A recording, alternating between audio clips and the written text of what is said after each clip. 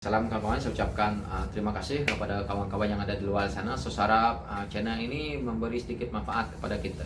So, saya di sini ada sedikit pencerahan, yaitu apa yang rakyat mau. Rakyat mau perubahan.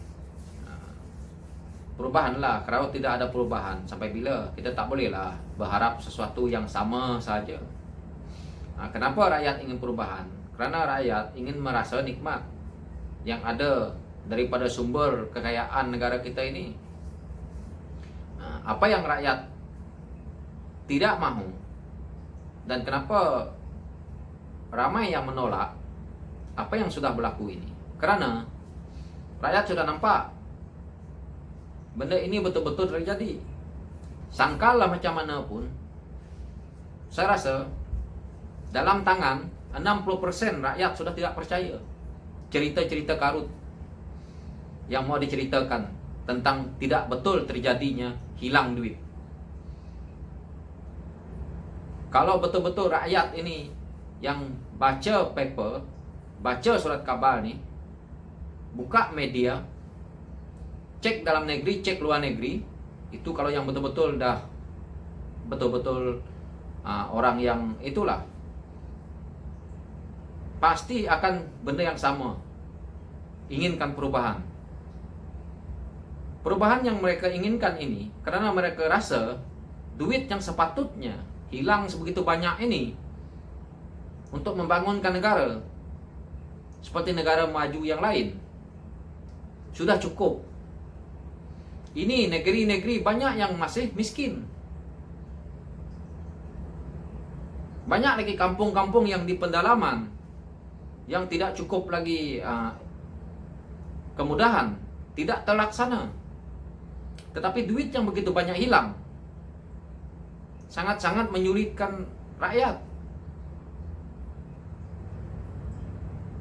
Apa yang kita mau katakan ini? Apakah ini namanya penindasan? Inilah sebabnya. Kalau saya nak kata rakyat Malaysia yang mana yang kebanyakan mereka sekolah ke luar negeri, balik ke Malaysia. Kalau dia anak parti politik yang mereka duduki mungkin tidaklah. Tapi kalau mereka ini rakyat seperti saya, kebanyakannya tidak akan menyokong perkara yang berlaku. Inilah kenapa Pakatan Harapan di PRU ke-14 boleh menang. Inilah sebabnya, salah satunya. Dan hal-hal kecil. Tapi kita tidak usah ke hal-hal kecil, kita hal-hal pokok yang utamanya ini. Karena perubahan ini mereka tidak lakukan, kita rasa hari ini. Kenapa mereka nak menyalahkan DAP? Kenapa DAP boleh menang? Begitu bagus sekali PRU ke-14. Kerana kaum-kaum Cina berniaga. Bila mereka berniaga, mereka lihat ekonomi. Ekonomi negara kita parah kerana pimpinan pentadbiran dipegang oleh kerajaan lama dahulu menyusahkan mereka. Ditumbangkanlah. Ditumbangkan dengan apa caranya? Itulah mereka. Kalau kita lihat ke PRU ke-14, kenapa DAP begitu berkuasa? Untuk parti DAP lah. Kerana itulah. Ekonomi negara kita ini dipegang oleh China. Jadi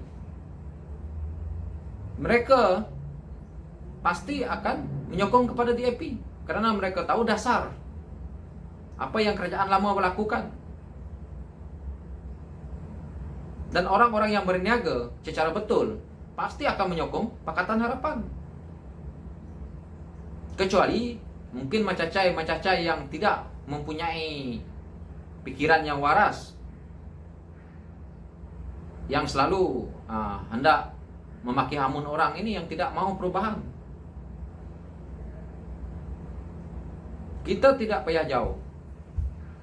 Siapa anak-anak muda yang pergi ke luar negeri,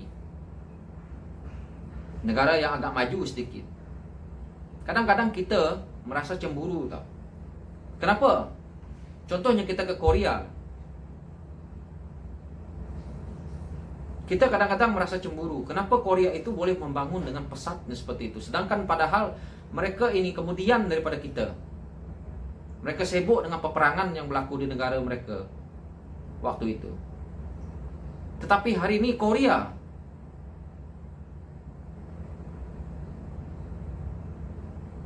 negara kita ini mempunyai sumber. Daripada dulu hutang tidak habis-habis, masalah tidak habis-habis. Itulah kita harus ubah. Saya kata seperti ini, mereka ini pikirkan menjuruskan satu saja.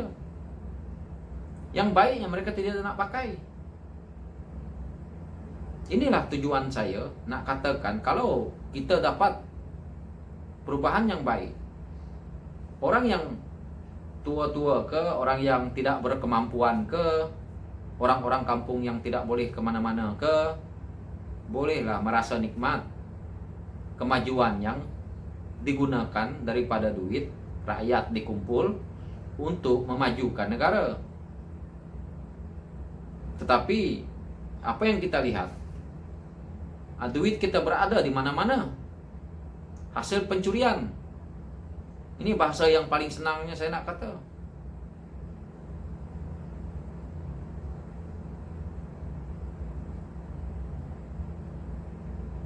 Lepas tu menyalahkan kaum ini, menyalahkan kaum ini. Tidak usah nak menyalahkan sesiapa. Kalau memang kita sendiri yang salah, buatkan pembetulan. Kadang-kadang mereka ini bijak juga, saya tengok.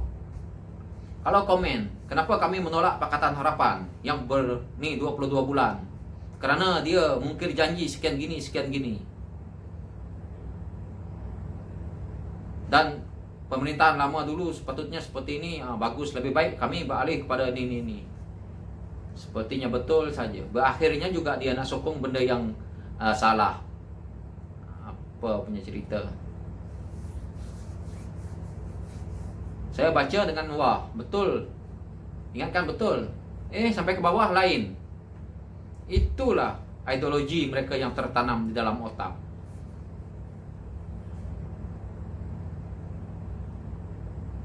Jadi mereka ini mungkin ada yang memang pernah ke luar negeri, yang rasa negara moden. Mungkin ada yang tidak pernah sama sekali ke luar negeri, tetapi belagak-belagak pandailah, senang ceritanya. Jadi mereka dengan angkuhnya mengatakan ini, mengatakan itu. Dia tak tahu pemimpin dia pergi ke mana-mana Eropah, pergi ke mana-mana negara, joli. Bila saya kata macam ni, orang kata fitnah. Tak payah nak kata fitnah lah, ini hakikat lah. Tidak semua lah, tetapi kebanyakannya. Jadi mereka terimalah benda-benda seperti ini.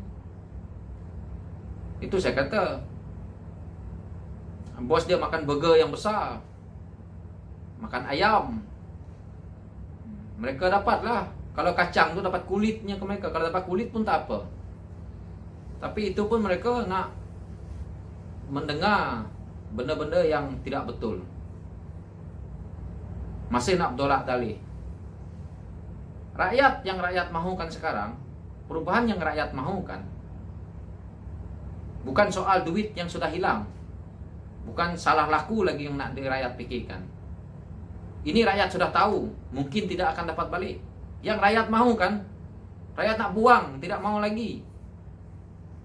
Ini kalau bahasa mudahnya, nak buang terus daripada. Jadi parti politik ini, tidak ada lagi dia dalam parti politik, tidak ada lagi dia bermain politik, dikalahkan terus, biar dia tidak ada. Hal nak menjara ke, nak masuk lokap ke, nak masuk apa ke, nak bersalah ke tidak, itu bukan rakyat pikirkan. Yang rakyat pikirkan, tutup saja arena politik dia. Oke, kalau tidak paham-paham.